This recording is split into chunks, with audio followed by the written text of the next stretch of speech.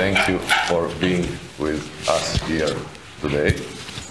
First, I want to express my sincere appreciation to the Center of the Renewal of Culture and to the Austrian Economic Center who ensured that this event came together.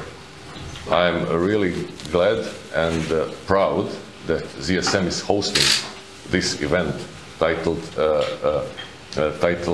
Free Market Roadshow, especially because of the unfavorable regulatory environment we lived in during the last 2 years caused by the COVID pandemic. I sincerely hope that we are coming out of such situation. So I think it is a proper time now to reflect what actually happened during last 2 years and what are the implications on the society and the economy. And of course, what are the challenges because of that we are going to be faced in the future. So therefore, I do not want to take much of your time. I just wish you to have productive panels, productive discussions, productive networking here at ZŠEM. Thank you once more and enjoy the conference.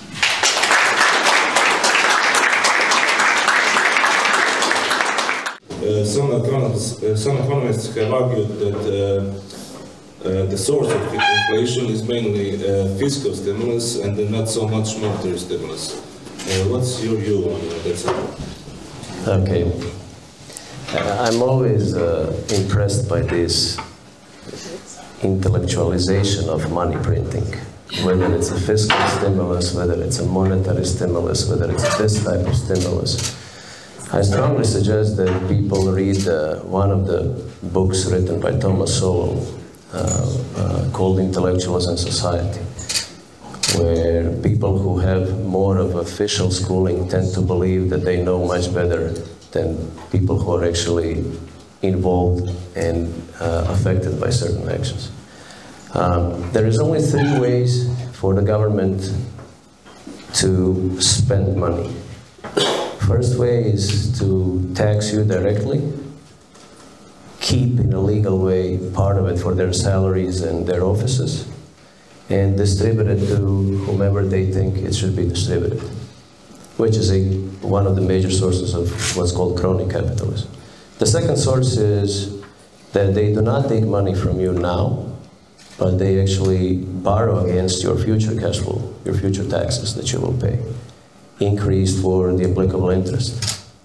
And the third way, which is not so obvious, is through money printing. And this is exactly what has happened during COVID. I loved when our Prime Minister, with all best intentions, was publicly saying that the government is paying for something, that the government is financing something. Usually, these types of actions have consequences which are not observable in the short run. But we are now feeling the consequences of this. So basically, the result of it is inflation. Or money printing has contributed greatly to the current inflation that we have. As Milton Friedman said on many occasions, if you want to understand what inflation is, it's really taxation without legislation. And it brings tremendous damage to your historical work efforts, basically diminishing the value of your historical output.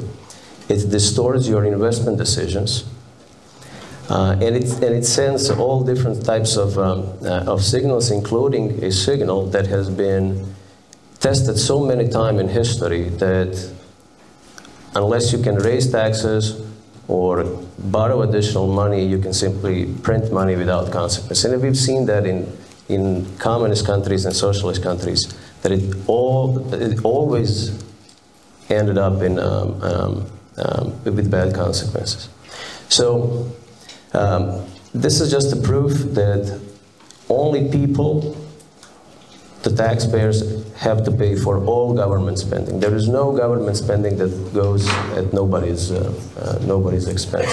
So I just hope that that's one element. The other element of the inflation that we observe right now, by the way, We have seen money printing in Europe for the 8 years preceding COVID, if you look at statistical data. So the amount of M1 money supply has grown by more than 100% in the European Monetary Union. Before COVID, we saw inflationary pressures on 3 asset types. We saw inflationary pressures on real estate.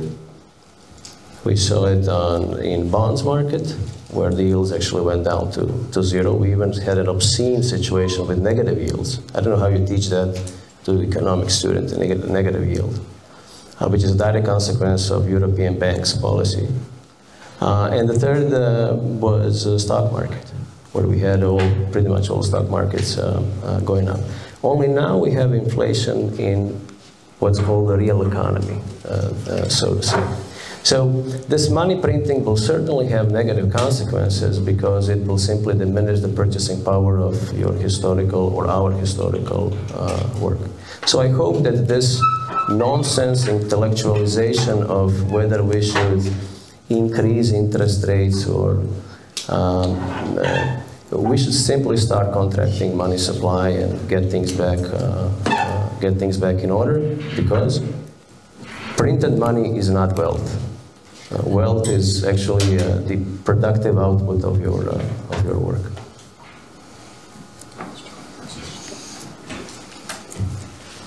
Well, I agree that inflation results if government is too weak to tax, but strong enough to print money.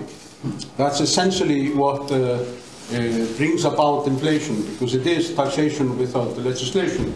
Absolutely.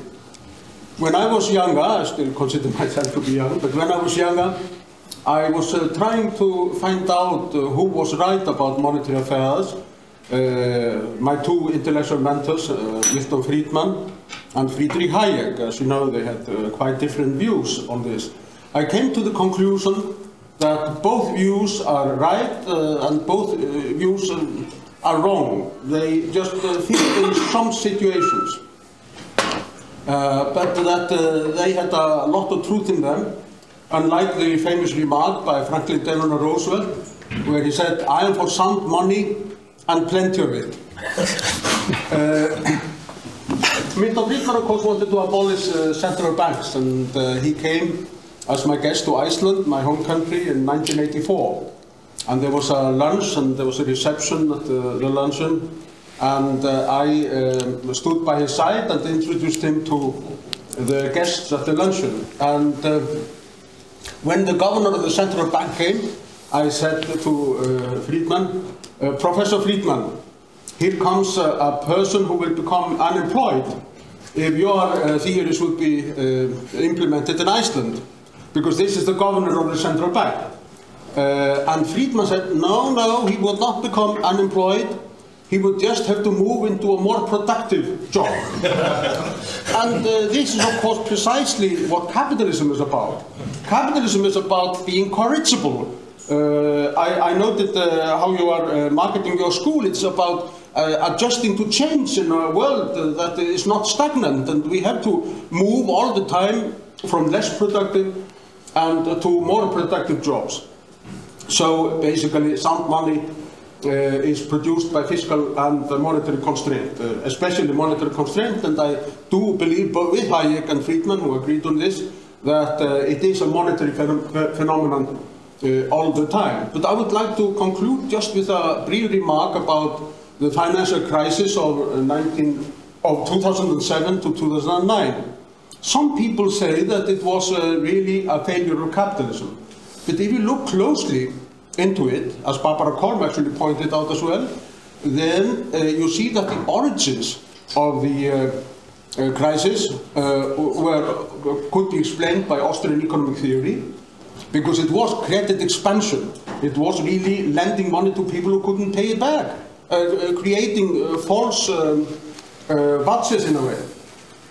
But the remedy which was chosen, and I think correctly, or they went too far, was Friedmanite. Because Friedman, in his great book about the monetary history of the United States, he pointed out that government made the depression worse by not providing private banks with liquidity, especially in 1930 and 1931. We learned from that, so the central banks provided private banks with liquidity because of too bad. It is better to do that than to risk unemployment and fascism as we saw in the 1930s. But what has happened since then, and that's perhaps the gist of your question, is that they have gone too far. What was pointed out here that Keynes said, well, we may have to help, but we have to step back again. And that's what is lacking. And how can we bring that about?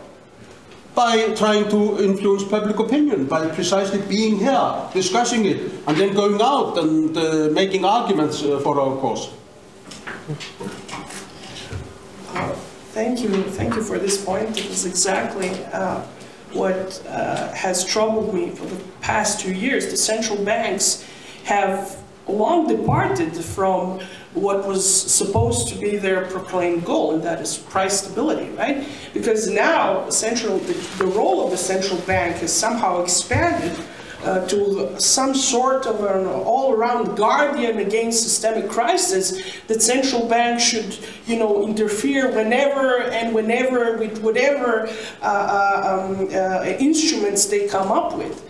And then, you also have the problem of central banks being invaded by non-economists. If you look at the postings of governors, right? I mean, economists, be they Keynesian or be they, Austrian, they're all trained in understanding opportunity cost. And I think that's essential if you want to be a governor of a central bank, to understand what are going to be the consequences of every decision you make. Unfortunately, what we now see is that a lot of central banks actually appoint political-like figures as governors, and we can see the repercussions of this in decisions that the central banks make. And it makes them far less hawkish than they're supposed to be at times like these, I think. Go ahead, I think they've covered it. Thank you. On answers, my next question is about the current situation at the world work market. So currently there is a big shortage of workers in both USA and European Union, and even some people are, the quit rates are through the roof, the historical rates since 2000, which is the start of measurement. And at the same time, the real wages, nominal wages corrected for inflation, are falling. How will those two effects balance each other out? Thank you very much, and I'm delighted to be back in Croatia. For any reason, the beer may be near the top of the list, and thank you all for being here. It is a spectacular day. The fact that you're looking at us instead of looking out the windows says something about everyone in this room. The thing that I'm most worried about as a long-term effect, as a post-COVID effect, is this general withdrawal, especially of men. So I'm a trustee for a community college network that has about 175,000 enrolled students at any given time. During the COVID period, the withdrawal rate of men who were first-generation men or men who were in underrepresented minority classes in the United States, what would be a guess? 20%, 30%, 60%. 60% of enrolled men who were first generation or at risk withdrew from the community college network, where you see most people who are attempting to improve themselves from poverty to the middle class in the United States. Individuals who are already of the wealthy class or were already sort of advanced have largely remained stable, with the exception of men are enrolling at a much slower rate. Interestingly enough, studies show that women will not marry men who are not considered to be their education or work opportunity equivalent, where men traditionally would marry whoever they found to be attractive for whatever reason it is that men make those kinds of decisions. But it has a profound impact on society. So these withdrawal rates are reflecting the fact that educational opportunities are not being pursued by men in the same way that they are by women. this trend was existed before COVID, but it has been exacerbated by this period of time. Other examples that I might draw your attention to is that men are more resistant to wearing masks. Men are more resistant to online education than women are. So you've seen an acceleration of this withdrawal of men from the workforce, certainly from an educated workforce. Now, the good news about that is I look around this room, you're all here, and the reason I started with the fact that you're looking this way instead of out the windows suggests that you've figured this out. That you've made a determination that a long-term goal is worth a short-term inconvenience. And yet our social order has not reflected that. That men especially, but also women, are not seeing the long-term opportunity. Professionally, I'm a lawyer by training, but we operate a holding company. In that holding company, there are 13 operating businesses. We have 11 newspapers, a variety of real estate. I have 100 employees in Kiev, which is a whole different story about software development. We've moved many of them to other places in Eastern Europe. But it's very difficult now to bring people out of the university system and get them to take a first job. They've been deceived because the university, in order to extract payments, suggests that they should be compensated at a much higher rate than the market will bear once they pass through. So in other words, you might be studying to be a teacher at a private American university, and the annual cost of getting that education is 2 or 3 times what you can expect to earn in an annual way as a teacher. So the calculation, the financial calculation doesn't align. If you're in business school or you're in a professional school, that model works. If you're in other places, keeping a consistent price model does not work. So we have to look and think about what we're doing. In a post-COVID world, will men continue to withdraw from education? And if so, what impact does that have? Young men who are unemployed are violent. Young women who are unemployed tend to procreate without restraint. All very fundamental social issues. On the other hand, it does create opportunity. I think, did that get close to answering your question? I bring so much joy into the room, no one wants to talk. I think it's fantastic because you're here. The great thing about this is it presents opportunity to the people who do figure this out. If you're willing to wait and play a long game, you'll win in this economy. I'm more worried about legitimate social issues that are being presented by a post-COVID economy. Just a couple of comments. Just one brief thing. I mean, if you look at the Great Resignation, right? On the other end. On the other hand, the Great Resignation has greatly been fueled by direct, government checks landing at people's doors. And now people do not want to work for the market wage anymore because, of course, they save money through COVID, some of them, right? And, you have people resigning from jobs, and in times of high inflation, the employers have a hard time offering them higher wages, right? So, you have people who don't want to work because they've been just handed out money, and you have employers that can't find people. I don't see how this is going to resolve. Branimir, before you go to your next question, just a brief remark. I think there are 2 major reasons for this.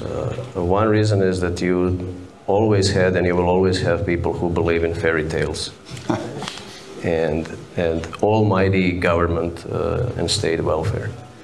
And the second reason is that this free market enterprise system, despite all the obstacles it's been facing throughout the decades, and growing obstacles, I would tend to say, because regulation is growing. When you deregulate one thing, that's what's being usually communicated in the media, but that there is 3 additional regulations that have not been communicated in the media. So there is sometimes tendency in the public that there is the deregulation going on. But the reason, but I think even more important reason is that this free market capitalist system has shown that despite all these obstacles, it is still capable of creating jobs, very productive jobs. That's first thing. The second thing is, thank God we still have some freedom of choice And thanks to the possibility that you can consume this freedom as a worker, you can choose. This is really what's in your benefit. And there are people who are actually maybe stepping out of their jobs because they can afford it, because they have earned maybe enough through their historical job, and they know that the market is so competitive and in need for additional workers, which is good for them. The bad thing is that there might be a growing population of people who think this is thanks to the government actions. So the cause may be misinterpreted in a sense. And the third and final thing, yes, there is a saying in Croatia that whenever you talk to business people, they usually tend to complain that it is difficult to find workers. But there are workers in Croatia, they're just employed by public administration. So if we take 400,000+ people employed in central government, local governments, municipalities, public enterprises, and if we just assume that 10% of them is redundant, which is an extremely light assumption, that's 40,000+ people. It's probably 100,000 people that are redundant there. So if you would just simply say to some of those people, look, you know, you will really have to now think hard and try to find not a workplace. In Croatia, we call it radno mjesto, workplace. In US, they call it a job, jobs. Jobs is something that is productive, that actually creates value. So we have a lot of workplaces in Croatia, but not all of those workplaces are actually jobs that are productive.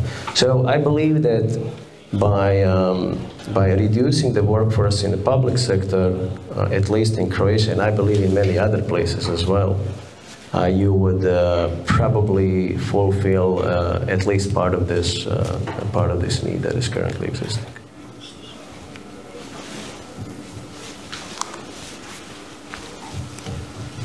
Thank you for the answers. Well, in the last 2 years, the public debt of almost every country in the world has increased substantially. And especially I was surprised, even before COVID, the public debt and overall debt in China has especially increased. And since China is like de facto world factory, and if you add to that the slowing of the world trade and the great distortions in world trade, and now this lockdown in China, because we are out of COVID, but China is getting into COVID, how will that impact distribution of production and trade in the future? And is there any possibility of nearshoring of production? So to speak, moving the production away from China to Eastern Europe, perhaps, for example, in Croatia, to reduce those transport costs and the other regulatory travels in China, because China is no longer so cheap for it to compensate the productivity of Europe and East Europe. You bring up very important issues here. There are several points that we make about it. One is, for example, that there isn't actually one Chinese economy. There are 4 Chinese economies. And the other 3 Chinese economies, namely those of Taiwan and Hong Kong and Singapore, have actually seen much greater economic growth than China, mainland China, without all the human sacrifices that we had in China herself. This is a point that often overlooked and neglected. Another point that you made is that we shouldn't be as dependent on China as we have been, because China, and it was little noted, has essentially, I think, and I'm not alone in this, the famous historian, distinguished historian Njál Ferguson has made that same point. China has basically started a Cold War against the West. And the recent events in Ukraine, they also show that we shouldn't be too dependent on people who are not our potential friends and allies. We should trade with them.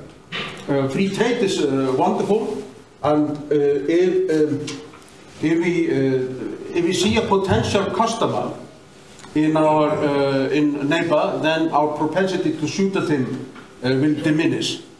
This is what a German liberal of the 19th century said, and then the often quoted maxim, if goods cannot cross borders, then armies will. It's also quite true. So free trade is essential for peace in the world. So I'm all for trade with Russia and China, but I don't think we should be dependent on them. So that's one of the problems. And you point out that there may be actually substitutes for China, Eastern Europe and perhaps Northern Africa and South America. So I think there are all kinds of possibilities in the future. It's interesting because we tend as humans to imbue in government some special magical power. What is government? It's just a room full of people like this, only slightly less competent, maybe. It's us. So government does the exact same things that we do, which is we take advantage of whatever's in front of us. We borrow too much money. We think that tomorrow will be easier than today. We try to defer some of our responsibilities. Individuals who can play the long game, who go to class, who sit here in this room and attempt to learn something today, will gain advantage in the long term, in the same way that governments make these decisions. So the question is, how do you create a society of free and responsible adults? One is by holding each other accountable, I think. You know, this notion of looking for someone else to care for us is a completely ludicrous idea in my mind. They don't know any better than we do, but we defer to the so-called experts and hope that someone else will take care of us. And so the real question is critical thinking. I think that that Stephen maybe opened with those remarks about critical thinking. I think Barbara did certainly as well. But think critically about what you're being told today. Does it make any sense? Does it hold water? Does it resonate with you as a sentient and thoughtful human being? We defer so much authority to either older people or people in government or others. Challenge those thoughts and question whether it makes any sense. Is it a good thing to manufacture everything that's required to make your military apparatus in your own country operate or be manufactured in another country? Does that make any sense? Certainly it seems silly to me now. In the United States, for example, immediately during the first weeks of COVID, we couldn't get masks. And why couldn't we get masks? Because they're manufactured in China. So they kept them for themselves. Naturally, that's what I would do if I were Chinese. Now you have a corresponding sort of COVID lockdown in cities where there are factories that are producing parts for missile systems that are being given to Ukraine. I'm sure that's coincidental, but it is odd, and it would make me feel much more comfortable if I knew that that decision were being made by myself or by the people that are making those decisions. I think about where that there are parts manufactured for products and companies that I'm involved with. How much control do I give up, and what is the right game to play? Is it worth a few more pennies or dollars in order to own that? These are the kind of critical thinking exercises that we got lazy and stopped doing. I wanted to add one observation about China. I was brought up on Hayek, and Hayek essentially believes that the reason why we have this great civilization is that we avail ourselves of knowledge that we do not possess ourselves. It's transmitted through the price mechanism in one generation and between generations and traditions. This is essentially Hayek's message. And what we see under despotism, like in China, is quite the opposite. Their information is suppressed. What the Chinese government, the Communist Party of China did, was to suppress all information about the origin of the COVID. And if you don't have any information about it, then you can't tackle it in an adequate way, and you can't hinder that it will be repeated. So despotism is the enemy of the free flow of information, which is the key to the progress that we've seen in Western civilization. Thank you. So let's talk about the future. We have already now a big problem with inflation, and it will probably get worse before it gets any better. The central banks took more than a half year to react to inflation at all, and they were slow to acknowledge its existence, let alone acknowledge their part in its creation. And the Fed and the ECB are starting to fight the inflation, and by the end of this year the interest rates will get higher. But on the other hand, it will create a recession in the economy.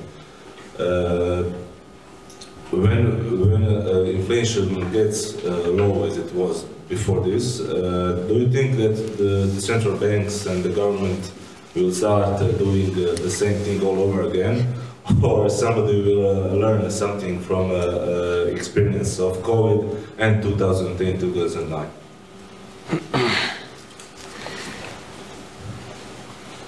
Of course, they're going to do the exact same stupid things over again. We're humans. This is what humans do. We make the same mistakes generationally over and again.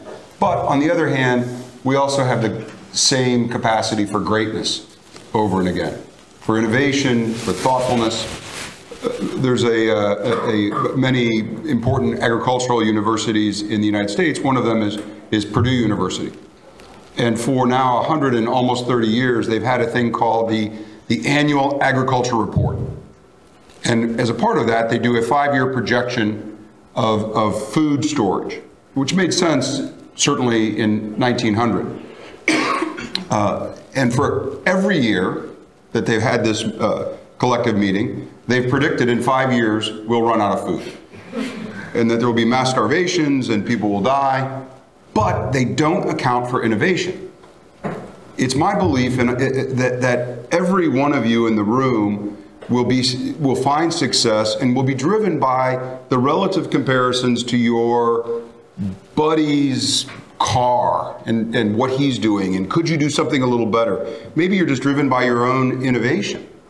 And as long as we live in a society where you have the opportunity to innovate, and this gets into challenges with regulation, the reaction that government has had to COVID, because it exposes the vulnerability of people who are not by their nature productive. We're all the same in the eyes of God, and I've had this conversation with employees who sometimes complain about they don't feel like they're compensated fairly compared to their peers, and it makes me angry. And I say, if you fell in a river, I would be just as eager to jump in and save you as a human being as I would everyone else. But the market doesn't value what you do. If you want to earn more money, do something else, and I'll help you do that. But the difficulty with government when you have a democratic process, or something that looks like a democratic process, is it creates equality among people who aren't necessarily equal in the eyes of the market. So more productive people will be productive by their nature. Less productive people will be less productive. But then you begin to squawk and look around and say, this isn't fair. Well, what isn't fair? That you're sitting in this room right now and the quad is filled with people who are not doing this. Is that fair? Well, it's only fair if one of you connects with one of us and a job comes from that, and 20 years from now you've got something because you were in this room and they were not.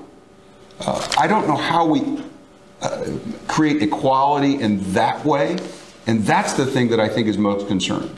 So when we watch COVID lockdowns, we watch this notion of equality and fairness, and none of us in this room are willing to say, we're not really talking about what's fair.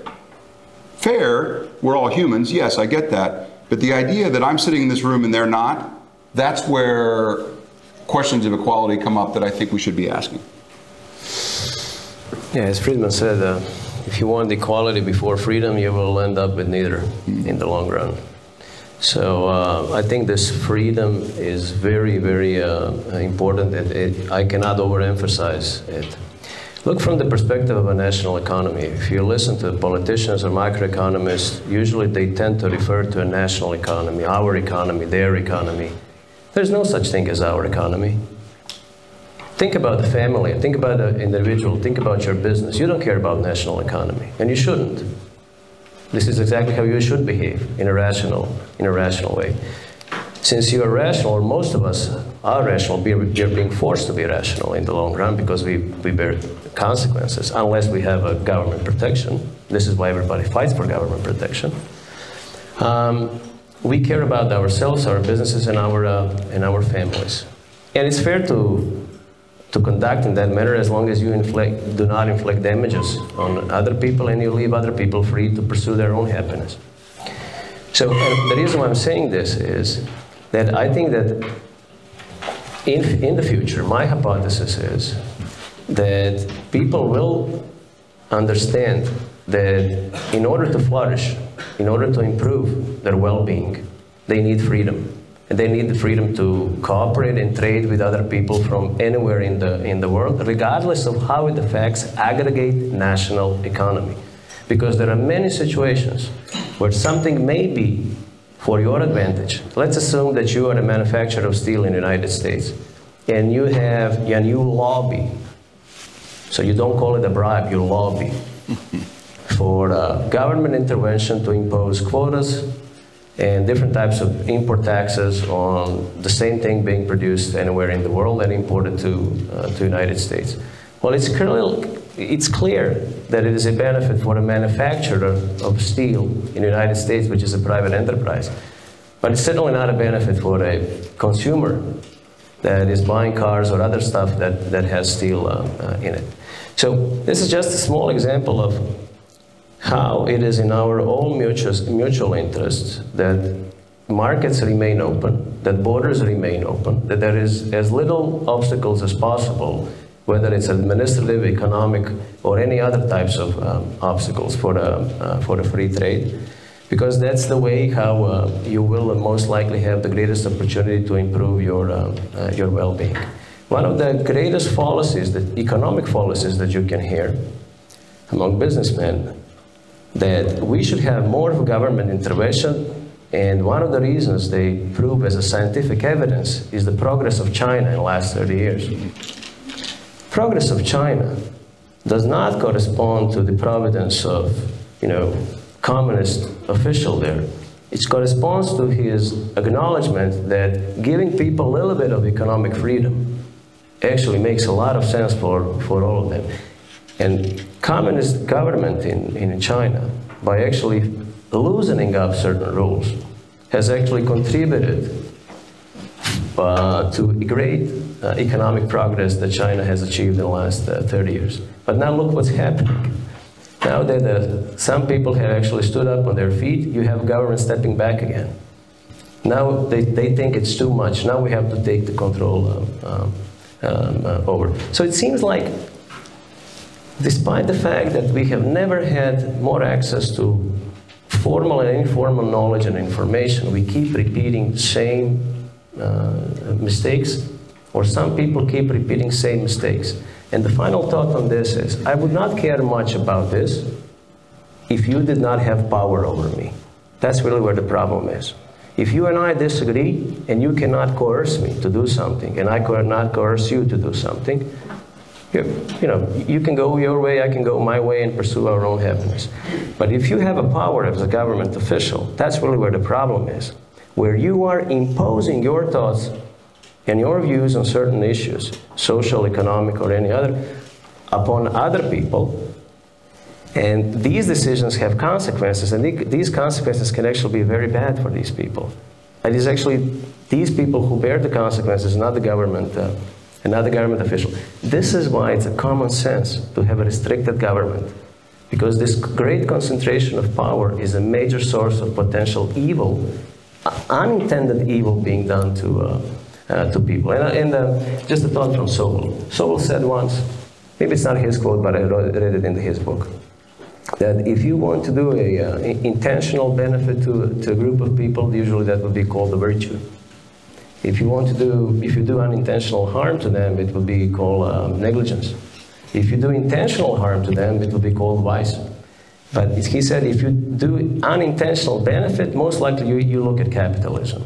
Because nobody in capitalism actually is here to help you per se. But pursuing their own interests, they have to be very cerebral towards your interests.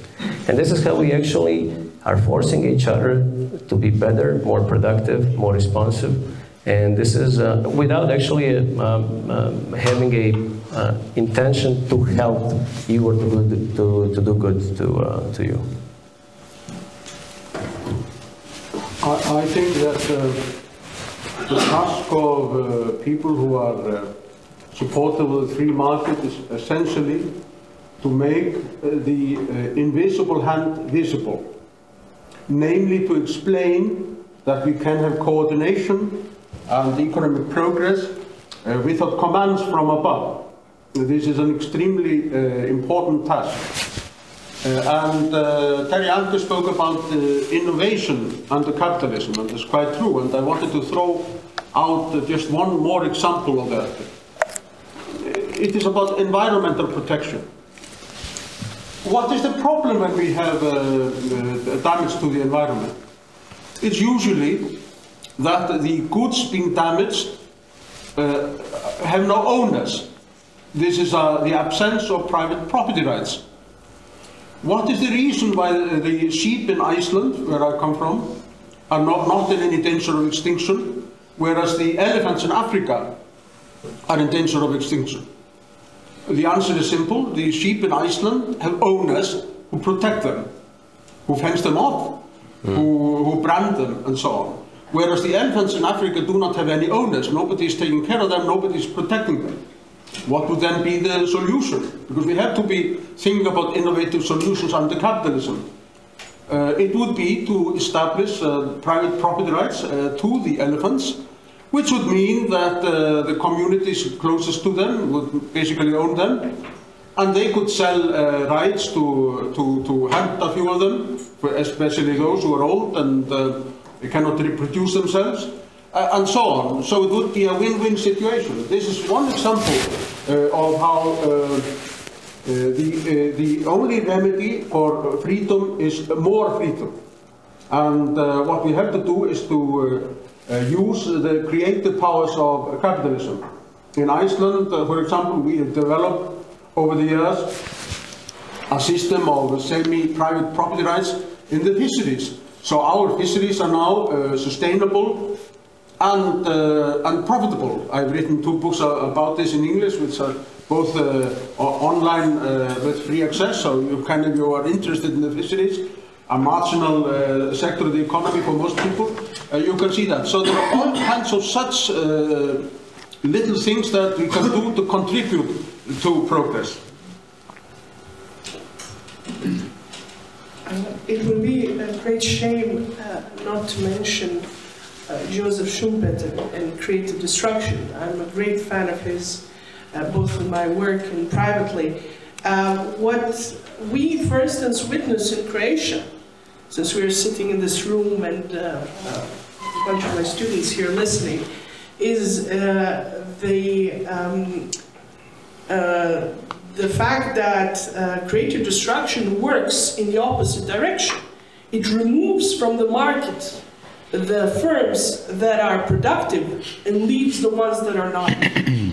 And if we really want to see Croatia flourish, we should let creative destruction work. And what better example of this than the Croatian IT industry, which has wonderfully flourished because it was outside of the eye of the government. Yeah. There were a bunch of kids, a little bit older than me, who started companies some 15 years ago, went global, all in silence, and we now have at least 1 unicorn and many more to come.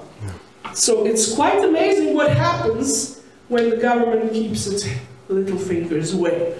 You get progress, you get companies that scale up wonderfully, and most importantly, for us who are, well, just workers and not capitalists, you get great paid jobs that people enjoy. But we all get their services, and that we take for granted usually. In society wins. Yeah. Can I ask just one word about Schumpeter, who was absolutely a fascinating character, but he was a little bit of a cynic as well. I often spoke to my old mentors, people like Hayek and James Buchanan, why was it that Schumpeter didn't support our efforts at all? And, you know, nobody really knew the answer, but perhaps it comes out in a little story which happened a few months after the Russian Revolution of November 1917. Max Weber, he came to Vienna, and Joseph Schumpeter and Max Weber, they had coffee together at the Café Landmann. And Schumpeter said something like this: it will be very interesting to observe what will happen now with the Bolshevik experiment in Russia. And Weber said, well, it will be an experiment full of dead bodies. But Schumpeter said, well, we have to observe it. And then they had a controversial row about it, and Max Weber became so upset that he left, and Schumpeter just shrugged his shoulders and said, why are you getting angry in a coffee house? And I think it illustrates the cynicism that characterized Schumpeter, even if his theories were very interesting. And I think we have to get rid of such cynicism and be idealists and fight for freedom. Yeah.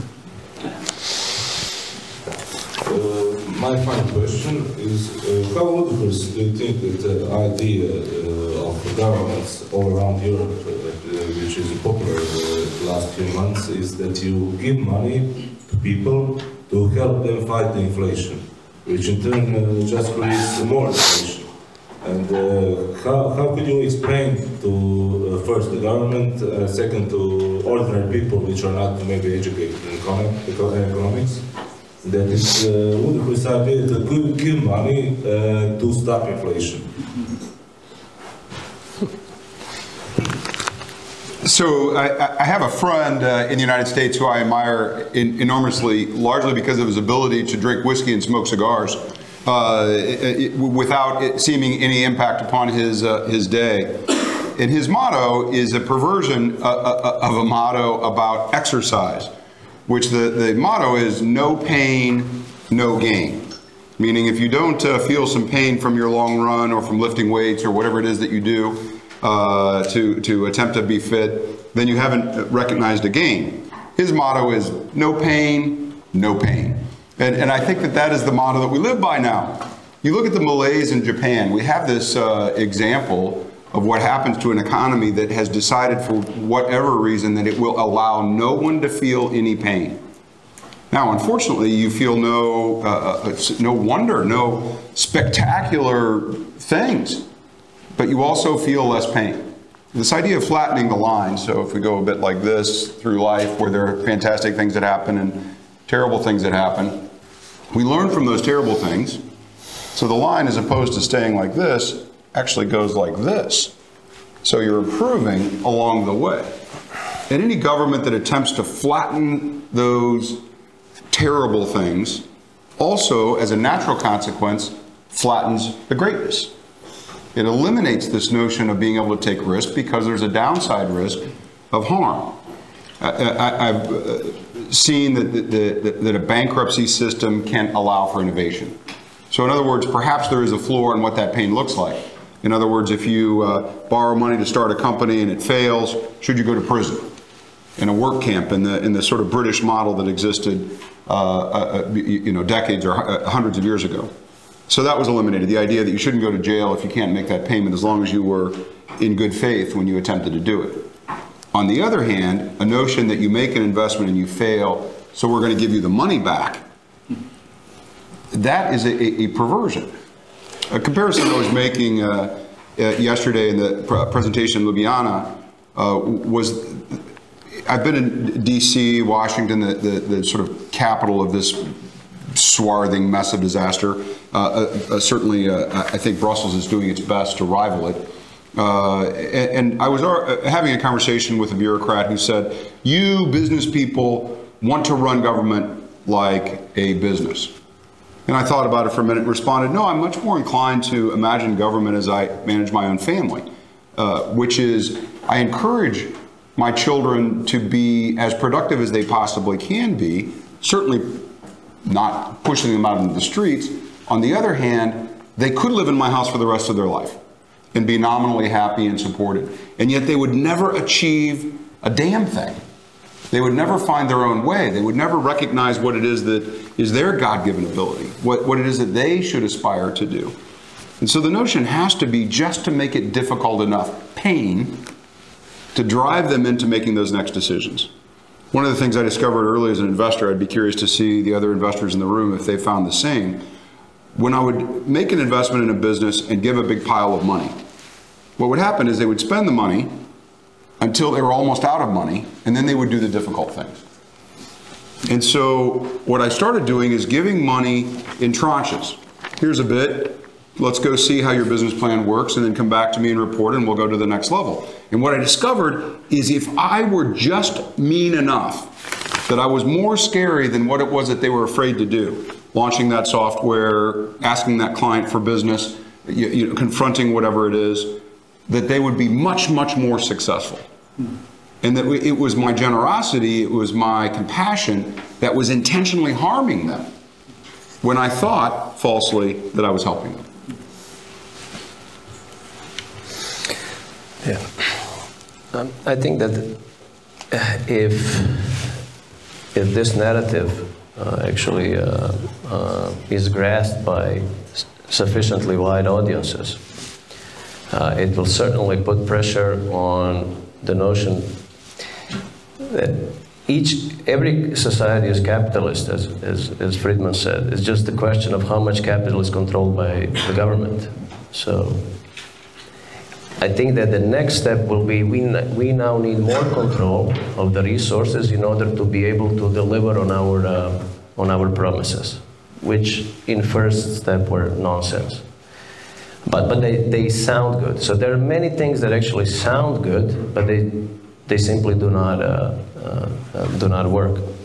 The second thing is, the first lesson of economics is scarcity. There is never enough of everything for everybody who wants it. And usually the first lesson of politics is to forget the first lesson of economics. The third thing is that I learned is the term solution, that there is solution for everything. There are no solutions, there are only trade-offs in life. So you don't want to work, that has consequences, regardless whether somebody has told you this or not. But the consequences will eventually come, and you will feel them. Maybe it's a pain in the neck, maybe it's an empty bank account, maybe a non-existence of the people who actually promised something to you a year ago, now they're not in power anymore, or this type of, these types of things.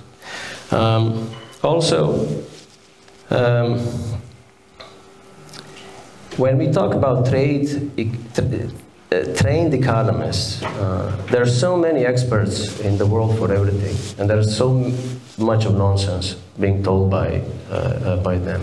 So there are many people that have PhDs from the very same institution, but they have very, very different views on some very fundamental things.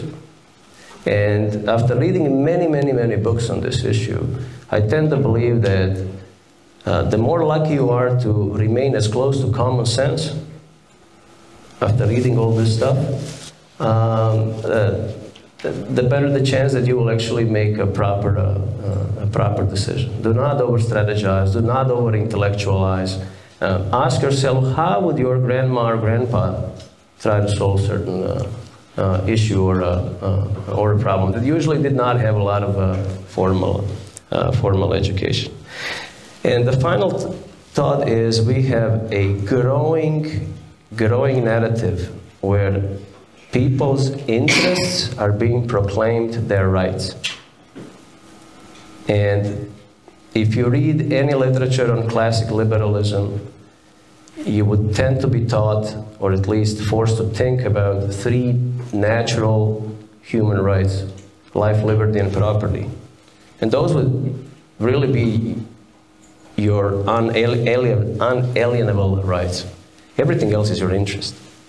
So if you want a better life, you should probably work. But to work, it's your interest to work. It's not your right to work. If you want a healthy life, it's probably in your interest to have a good health care. But you cannot take it for granted and say, it's my right. You cannot claim that something is your right if somebody else is forced to produce it for you. And I think that is a notion that a lot of leftists have managed to actually spill around or infiltrate into the minds of young people that there is sufficient amount of everything for everybody is just a matter of what they call fair distribution, regardless of the fact of how this wealth or product or service is being created. And then I think that the young people, especially in these types of schools, should be taught that in order to improve your life, well-being in your life, freedom is a necessary ingredient, but it's not sufficient. You should add to it something that comes with your genes, which is your capability. And the final thing that does not come necessarily from your genes, it's your effort and commitment. So freedom, your capability and effort that you put into something, those three things actually create opportunity that you can do something. Politicians usually do not talk in these types of equations because then there would be a lesser need for their existence.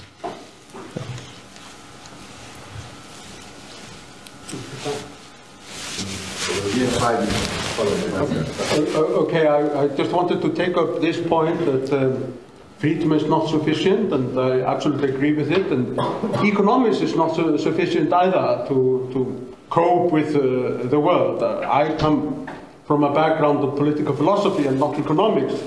I'm not a narrow economist in the sense of Ludwig von Mises, although I remain an admirer of von Mises. Indeed, a friend of mine, Sam Husbands, who used to be on the board of the Foundation of Economic Education, told me about von Mises when he was becoming very old and was going on his last lecture tour to San Francisco, where Husbands took him around. And he was more than 90 years old, and he sat in the back of the car, and he was dozing off, and his wife, Margit von Mises, was in the front with Sam Husbands, and they were driving through Broadway in San Francisco at night. And there were neon lights, and there were bars, and there were strippers there. And Margit von Mises said, "Lou, look, naked ladies." And Ludwig von Mises woke up and said, "Bad for the clothing industry." And this shows that he really remained an economist to the very end. So I actually try to have a broader view of society. I wrote a book a year ago, which is called 24 Conservative Liberal Thinkers, and there I included a thinker who's well known in Croatia, St. Thomas Aquinas. And St. Thomas Aquinas, he says in Summa Theologica, very wisely in my opinion, we are all sinners. But what government should really preoccupy itself with are only those sins of ours that are harmful to other people. Namely, for example, stealing or violence and so on. So those of our sins which are basically harmless to others but may harm us, they should not be really interfered with by government. And I think this is a much better approach than the freedom principle that John Stuart Mill presented in his book, because it recognizes that these are sins, but that government shouldn't preoccupy itself with it. So I would just conclude with the words of Oscar Wilde. Of course, we're all in the gutter, we're all sinners, but some of us try to look up into the stars. I think that the current situation with inflation is the ideal opportunity for the government to present itself once again as a great savior. And there's some students here sitting in the audience that have had microeconomics classes last year. And they understand at their feeble age of 20 that regulating prices below what the market price is will cause what? Shortages. So even my students who are at this very tender age understand things that clearly the ministers in this country do not understand. So I think that if you really want people to be informed voters, they should be taught these things, right? And these are basic economic truths, irregardless of whether you later on succumb to the dark side and become a Keynesian, or whether you're an Austrian economist, this is something that you learn in the second year. And this is true no matter if you're in Croatia or you're in China or wherever you are in the world. Government meddling in with the economy, meddling with the price, especially regulating it lower, will create shortages. And this is exactly what has begun to happen in Croatia, and it will happen in the following months should they meddle more. And it is our duty as economists to constantly talk about this and be boring and go wherever we go, repeat this, I would say, this sort of universal truth, yes, preach it in a way, to remind people what's going to happen, because unlike many of Western citizens, we have a long history of shortages, and it still lingers in our memory, unfortunately, from 30 years ago. Well, thank you all on your insights. I think we're almost over, and I'm looking forward to the next panel about the euro in Croatia.